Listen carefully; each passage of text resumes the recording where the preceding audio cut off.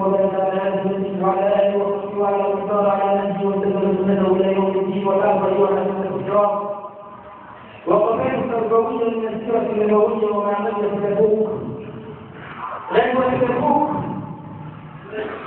هذه الغزوه وقعت في ظروف شديده، الثمار على الاشجار والحر شديد والمؤنة قليلة، ومع ذلك يجهز النبي صلى الله عليه وسلم جيشا قوته 30,000 مسلم 30,000 موحد.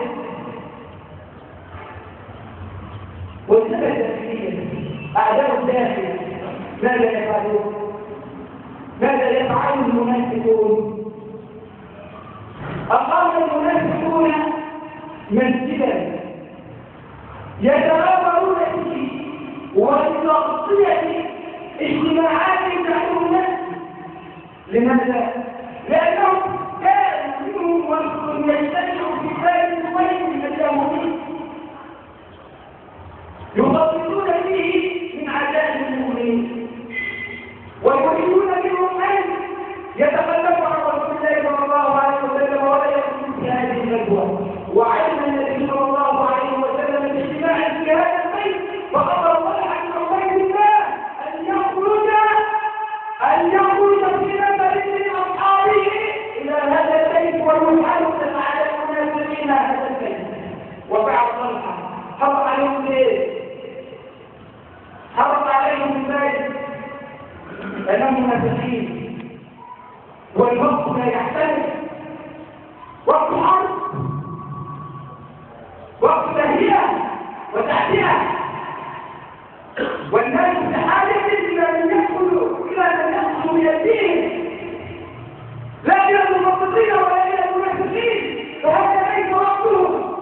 ولكن اسمعوا لي أن أقول على فكرة ظهور المنافقين في أي زمن في ديار المسلمين أراها علامة صحة، علامة صحة. المنافق اخواننا هو الذي يظهر الاسلام ويعادي اهل الاسلام باطلا ويعادي المسلمين في الرجاء. اذا ما الذي يحمله على ذلك؟ الذي يحمله على ذلك خوفه من دولة المسلمين وخوفه من سلطان المسلمين، لان سلطان المسلمين له طاغية تستطيع ان تحرض عليه بيتهم. من أجل ذلك يحاول جاهدا أن يصل كل أفعال بسرعة الإسلام حتى يخلع أبناء المسلمين فيما يفعلونه.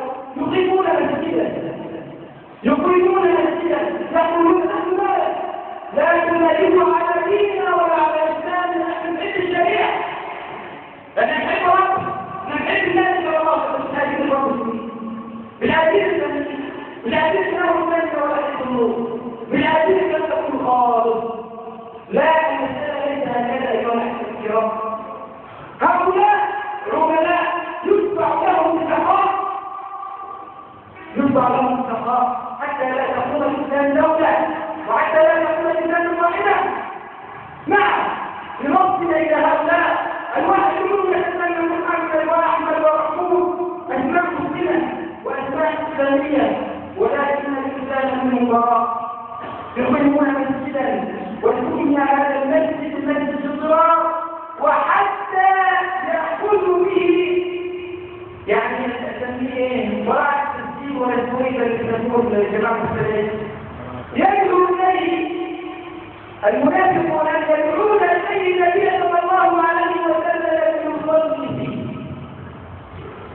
ليرسلوا للناس لأنه مسلم وقد صلى فيه رسول صلى الله عليه وسلم. فمن يكون المحجوب إليه يروح عمره ويروح إيه عنه يتسلم عنه يا عم درجة ما شاء الله يروح عمره رحت السنة وكذا ثلاثة وما تدريش عمره تاني من الثلاثة ويأتيها والحج كل عام وغير ذلك. والإسلام منه مليء، والإسلام منه مليء. أيها الأحبة الكرام، أعداء الداخل أشد من أعداء الخارج، لأن أعداء الداخل كالسود الذي ينظر في جسم وفي بدن هذه الأمة وفي بدن هذه الدولة. إسرائيل لا تتخوف أبدا من الدول المجاورة ولا غير ذلك، وأشد تخوفها نقص المسلمين أنفسهم.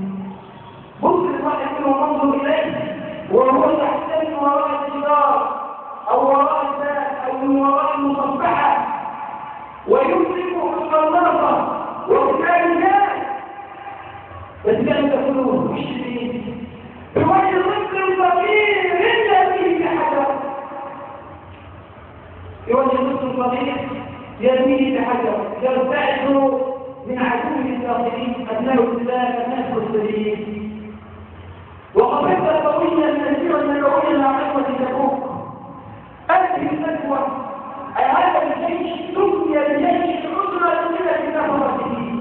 بدأ النبي صلى الله عليه وسلم الإنفاق والناس الرب عايزة وكل حاجتين الرجاية وكل مرتباتهم الرجاية الأرضاء كلها. طب انت ماذا تفعل؟ ماذا أمرك؟ الحق الجماعة الكبار وكذا يخافوا السلاح.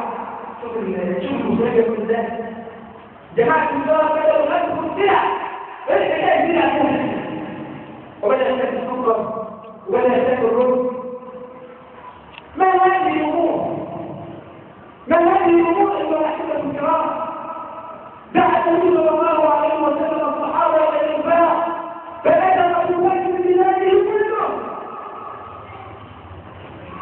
فقال له النبي صلى الله